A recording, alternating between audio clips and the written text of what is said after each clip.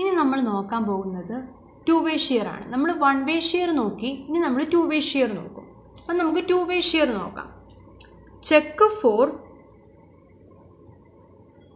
To way shear.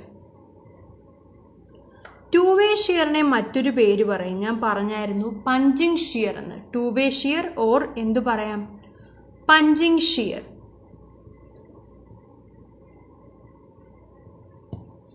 ഞാൻ design കൺസിഡറേഷനിൽ പറഞ്ഞായിരുന്നു ക്രിട്ടിക്കൽ സെക്ഷൻ പഞ്ചിങ് ഷിയറിൻ്റെ എന്ന് പറഞ്ഞാൽ എങ്ങനെയാ പറഞ്ഞത്, d/2 distance from the face of column എന്നാണ് പറഞ്ഞത്.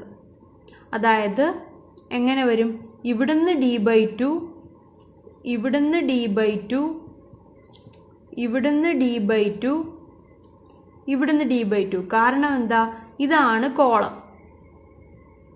കോളത്തിൻ്റെ ഫേസിൽ നിന്ന് d/2 ഡിസ്റ്റൻസിലായിരിക്കും critical section for punching shear എന്ന് പറയുന്നത്. ഈ ഷെയ്ഡഡ് പോർഷനിലായിരിക്കും പഞ്ചിങ് ഷിയർ ആക്ട് ചെയ്യുന്നത്. പഞ്ചിങ് എന്ന വേർഡ് തന്നെ നമുക്കറിയാം, കിഴിഞ്ഞു പോവുക. അതായത് പഞ്ചിങ് ഷിയർ ആക്ട് ചെയ്ത് ഈ ഫൂട്ടിങ്ങിൻ്റെ ഇത്രയും പോർഷനായിട്ട് ഈ ഫൂട്ടിങ്ങിന് അകത്തോട്ട് കിഴിഞ്ഞു പോകും. ഇത് കോളം. അപ്പം നമുക്ക് എന്തുവാ, നേരത്തെ പോലെ ഫാക്ടേർഡ് ഷിയർ ഫോഴ്സ് കണ്ടുപിടിക്കണം. Factored shear force. ഫോഴ്സ് എന്ന് പറഞ്ഞാൽ എന്തുവാ, VU2. ഫോഴ്സ് എന്ന് പറഞ്ഞാൽ സ്ട്രെസ് ഇൻറ്റു ഏരിയ, അല്ലെ pressure into area. Soil pressure into shaded area. നമ്മൾ സോയിൽ പ്രഷർ കുറച്ചു മുമ്പ് കണ്ടുപിടിച്ചായിരുന്നു 0.15. 0.15 ഇൻറ്റു ഏരിയ കണ്ടുപിടിക്കണം. നമുക്കറിയാം ഇത്രയും 3000ഉം ഇത്രയും 4000ഉം ആണ്, അല്ല ഇത്രയും 2000. നമുക്കറിയാം ഇത്രയും 3000ഉം ഇത്രയും 2000ഉം ആണ്. കോളത്തിൻ്റെ സൈസ് നമുക്കറിയാം. കോളത്തിൻ്റെ സൈസ് എത്രയായിരുന്നു, 600. അപ്പോൾ എങ്ങനെയാ ഈ മൊത്തം ഒരു സൈഡ് കണ്ടുപിടിക്കണേ, 600 പ്ലസ് വരച്ചെഴുതിയാൽ 600 പ്ലസ് d/2 പ്ലസ് d/2 എന്ന് വരില്ലേ. അപ്പോൾ 600 പ്ലസ് d അല്ലേ. സിമിലർ ആയിട്ട് ഇവിടെ എത്ര വരും, ഈ സൈഡ് എന്ന് പറഞ്ഞാൽ എത്ര ആയിരുന്നു, 400 ആയിരുന്നു. അപ്പോൾ ആ സൈഡ് വരിക എത്ര ആയിരിക്കും, 400 പ്ലസ് d എന്ന് വരും. എനിക്ക് ഷെയ്ഡഡ് ഏരിയ ആണ് കണ്ടുപിടിക്കേണ്ടത്. ഷെയ്ഡഡ് ഏരിയ കണ്ടുപിടിക്കണേ ഞാൻ എന്ത് ചെയ്യണം, എന്തൊക്കെ കുറയ്ക്കണം നോക്കിയേ. മൊത്തം ഏരിയ 3000 ഇൻറ്റു 2000. ഇപ്പോൾ ഫൂട്ടിങ്ങും കോളം ഉൾപ്പെടെ മൊത്തം ഏരിയയിൽ നിന്ന് ഈ ഏരിയ കുറച്ചാൽ മൊത്തം ഏരിയ ഇത്രയും, അതിൽ നിന്ന് ഈ ഏരിയ കുറച്ചാൽ ഷെയ്ഡഡ് ഏരിയ കിട്ടില്ലേ, മൈനസ്. അപ്പം എന്തെഴുതാം, 600 പ്ലസ് d എത്ര നമുക്കറിയാം. എത്ര ആയിരുന്നു നമ്മുടെ d, നോക്കിയേ പുറകോട്ട്. d എന്ന് പറയുന്നത് 360 mm ആണ്. അപ്പം 600 പ്ലസ് 360 ഇൻറ്റു 400 പ്ലസ് 360 എന്ന് വരും. അതായത് equal to 0.15 into 3000 into 2000 minus 760 into 960 എന്ന് വരും. അതിനെനിക്ക് എന്തെഴുതാം, 790.56 കിലോ ന്യൂട്ടൺ. യൂണിറ്റ് ശ്രദ്ധിച്ചോണ്ട് കിലോ ന്യൂട്ടണിലാണ് ഞാൻ എഴുതിയത്. ഇനി എനിക്ക് ഇവിടെ വരുന്ന ഷിയർ ഫോഴ്സ് കിട്ടി. ടു വേ ഷിയർ സ്ട്രെസ് കണ്ടുപിടിക്കണം. ടു വേ ഷിയർ സ്ട്രെസ് കണ്ടുപിടിക്കാന്ന് പറഞ്ഞാൽ നമുക്ക് ആദ്യം കോഡിൽ കുറച്ച് കാര്യം നോക്കാൻ. കോഡിലെ പേജ് നമ്പർ 58. പേജ് നമ്പർ 58 നോക്കിയേ, പെർമിസിബിൾ ഷിയർ സ്ട്രെസ് എന്നൊരു ഹെഡിങ് കാണാം. When shear reinforcement is not provided, the calculated shear stress at the critical section shall not exceed Ks tau c. ബാക്കി എന്തോ എഴുതിയിരിക്കുന്നത്, KS എന്ന് പറഞ്ഞാൽ 0.5 പ്ലസ് ബീറ്റ സി. പക്ഷേ but not ഈ KS ഗ്രേറ്റർ ദാൻ 1 കൂടാൻ പാടില്ല. ഇനി ബീറ്റ സി എന്ന് പറഞ്ഞാൽ long side of short side to long side ratio ആണ്. ടോസി എന്ന് പറഞ്ഞാൽ 0.25 √fck ആണ് ലിമിറ്റ് സ്റ്റേറ്റ് മെത്തേഡ് ഓഫ് ഡിസൈനിൽ. അത് വർക്കിംഗ് സ്ട്രെസ് ആകുമ്പം 0.16 റൂട്ട് FCK. നമുക്ക് എഴുതിയാലോ. പെർമിസിബിൾ ഷിയർ സ്ട്രെസ് എത്ര ക്രിട്ടിക്കൽ സെക്ഷനിൽ നമ്മൾ കോഡ് പറയുന്നത് VC2 KS ടോസി. ഇത്രയും സ്ട്രെസ് എന്ത് permissible shear stress. Stress into area ആണല്ലോ ഫോഴ്സ്. ഏരിയ എന്ന് പറഞ്ഞാൽ എന്തുവാ സെക്ഷൻ ഏരിയ വരും. ഇനി KS എന്ന് പറഞ്ഞാൽ നമ്മൾ കോടി വായിച്ച എത്ര 0.5 plus beta C not exceed. പക്ഷെ ഒരു കണ്ടീഷനോടെ പറഞ്ഞു നോട്ട് എക്സീഡ് 1. ക്ലോസ് എത്ര IS 456 clause 31.6.3 page number 58. Okay. ഇനി ബീറ്റാ സി എന്ന് പറഞ്ഞു കോഡില് short side by long side ആണ്. ഷോർട്ട് സൈഡ് എത്ര 400/600 0.67 എന്ന് വരും. ഇപ്പൊ KS എന്ന് പറഞ്ഞാൽ 0.5 പ്ലസ് 0.67 1.17. ഇതിപ്പോ ഗ്രേറ്റർ ദാൻ 1 പക്ഷെ ഞാൻ പറഞ്ഞായിരുന്നു 1 കൂടാൻ പാടില്ല. അതുകൊണ്ട് എനിക്ക് എന്തെഴുതാം KS ഈക്വൽ ടു 1 എന്ന് എഴുതാം. പിന്നെ ടോസി എന്ന് പറയുമ്പം 0.25 റൂട്ട് FCK. അത് വരാൻ കാരണം ലിമിറ്റ് സ്റ്റേറ്റ് ആയതുകൊണ്ടാണ്. വർക്കിംഗ് സ്ട്രെസ് 0.16 റൂട്ട് FCK ആണ്. അപ്പോൾ 0.25 റൂട്ട് 20 1.18 ന്യൂട്ടൺ പെർ mm² എന്ന് വന്നു. ഇപ്പൊ എനിക്ക് ടോസി കിട്ടി, KS കിട്ടി, സെക്ഷൻ ഏരിയ നമുക്ക് എടുക്കാം. അപ്പൊ VC2 കണ്ടുപിടിക്കാമല്ലോ. അപ്പം നമ്മൾ ടോസി കണ്ടുപിടിച്ചു 0.25 root FCK 0.25 root 20 1.18 newton per mm². ഇനി നമുക്ക് കണ്ടുപിടിക്കേണ്ടത്, നമ്മളിതെല്ലാം കണ്ടുപിടിച്ച എന്തിനായിരുന്നു VC2 കണ്ടുപിടിക്കാനായിരുന്നു.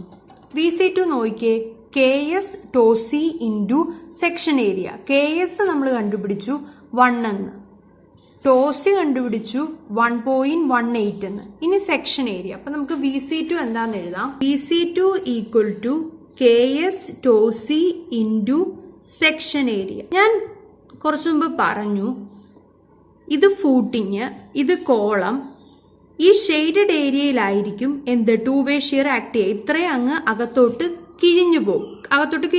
അപ്പോഴത്തേക്കും ബ്ലൂ ഷെയ്ഡഡ് ഏരിയയിലാണല്ലോ ആക്ട് ചെയ്യുക. അതുകൊണ്ട് തന്നെ ഇതിന്റെ നമ്മൾ 3 ഡയമെൻഷനെ ആലോചിക്കുവാണെങ്കിൽ ഇതിനകത്തോട്ടുള്ള ആ ഒരു തിക്നെസ് ഉണ്ടല്ലോ, അല്ലെങ്കിൽ ആ ഒരു ഇതുണ്ടല്ലോ, ഈ വെർട്ടിക്കൽ സെക്ഷൻ, ആ വെർട്ടിക്കൽ സെക്ഷന്റെ ഏരിയ വേണം എടുക്കാൻ. അത് കണ്ടുപിടിക്കുന്നത് എങ്ങനെയാണ്, അതായത് ഈ ഒരു കിഴിഞ്ഞു പോയ ഈ 960/760 വെർട്ടിക്കൽ സെക്ഷന്റെ ഏരിയ വേണം എടുക്കാൻ. അത് കണ്ടുപിടിക്കുന്നത് പറഞ്ഞാൽ KS ഇൻറ്റു ടോസി ഇൻറ്റു സെക്ഷന്റെ പെരിമീറ്റർ, ക്രിട്ടിക്കൽ സെക്ഷന്റെ പെരിമീറ്റർ. അതാണ് ഇമ്പോർട്ടൻറ്റ്. ക്രിട്ടിക്കൽ സെക്ഷന്റെ പെരിമീറ്റർ ഇൻറ്റു D. KS എന്ന് പറഞ്ഞാൽ 1 നമ്മൾ കണ്ടുപിടിച്ചു. ടോസി എത്ര നമുക്ക് കിട്ടിയേ 1.18 1.118 ഇൻറ്റു സെക്ഷൻ പെരിമീറ്റർ എത്ര 960 plus 760 2 into 960 plus 760 critical section perimeter. Effective depth അല്ലെങ്കിൽ തിക്നെസ് എത്ര 360 mm. എനിക്ക് എത്ര ആൻസർ കിട്ടുക 1384.5312 കിലോ ന്യൂട്ടൺ എന്ന് കിട്ടി. നമുക്ക് VU2 നമ്മൾ നേരത്തെ കണ്ടുപിടിച്ചായിരുന്നു 790.56 കിലോ ന്യൂട്ടൺ. ഇത്രയാണ് ഇവിടെ വരുന്ന ഷിയർ ഫോഴ്സ്. പക്ഷെ കോൺക്രീറ്റിന് എത്ര എടുക്കാൻ പറ്റും 1384 എടുക്കാൻ പറ്റും. ഇവിടെ വരുന്നത് എത്ര 790 വരുന്നുള്ളൂ. അപ്പൊ കോൺക്രീറ്റിന് എടുക്കാൻ പറ്റുന്നതാണ് കൂടുതൽ. അപ്പൊ നമുക്ക് എന്തെഴുതാം VU2 ലെസ് ദാൻ VC2. അതുകൊണ്ട് സേഫ് ആണ്, ഹെൻസ് സേഫ്. അതുകൊണ്ട് നമുക്ക് നമ്മൾ കൊടുത്ത ഡെപ്ത് തന്നെ കൊടുക്കാം. കാരണം നമ്മൾ 1-way ഷിയറും 2-way ഷിയറും ചെക്ക് ചെയ്തു, രണ്ടിലും സേഫ് ആണ്. അതുകൊണ്ട് തന്നെ നമ്മൾ കൊടുത്ത ഡെപ്ത് എന്ന് പറഞ്ഞാൽ, അല്ലെങ്കിൽ നമ്മൾ കൊടുത്ത ഫൂട്ടിങ്ങിന്റെ തിക്നെസ് എന്ന് പറഞ്ഞാൽ സേഫ് ആണ്. So adopt D. തിക്നെസ് അല്ലെങ്കിൽ depth 360 mm is safe. Provide, ഞാൻ 12 mm ഡയാബാർ ആണ് യൂസ് ചെയ്യുന്നത്. Provide 12 mm ഡയാബാർ and 75 mm and 75 mm എന്ത് clear cover.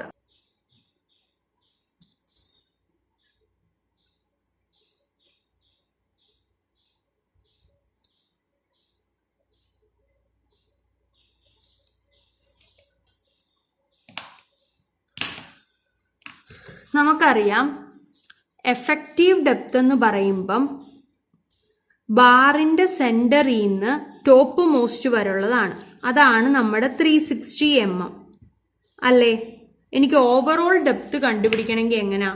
Overall depth effective depth 360 mm 12 mm ഡയാബാറ ഞാൻ യൂസ് ചെയ്യുന്നതെന്ന് പറഞ്ഞു. ഇത് എത്ര ഉണ്ടാവും അപ്പം? 6 അല്ലേ, 6. പിന്നെ ഇതെത്ര ഉണ്ടാവും? 12. അപ്പൊ +6 +12 പ്ലസ് ഇത്രയും എന്തു വരും?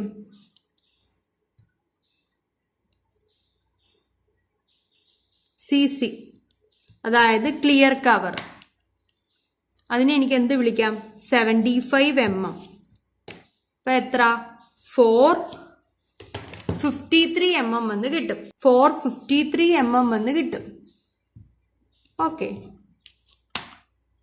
ഇങ്ങനെയും വരാം. ഇതാണ് ഓവറോൾ ഡെപ്ത്. ഇനി ഈ ഓവറോൾ ഡെപ്തിൽ നിന്ന് നമ്മൾ തിരിച്ച് തിക്നെസ് അല്ലെ എഫക്റ്റീവ് ഡെപ്ത് കണ്ടുപിടിക്കുമ്പോൾ എങ്ങനെയാ? D1 first D1. അപ്പൊ എങ്ങനെയാ? മൊത്തം ഓവറോൾ ഡെപ്ത് 453 മൈനസ് എന്ത് വരും? ഇവിടെ നോക്കിക്കേ, മൊത്തം 453 ആണ്.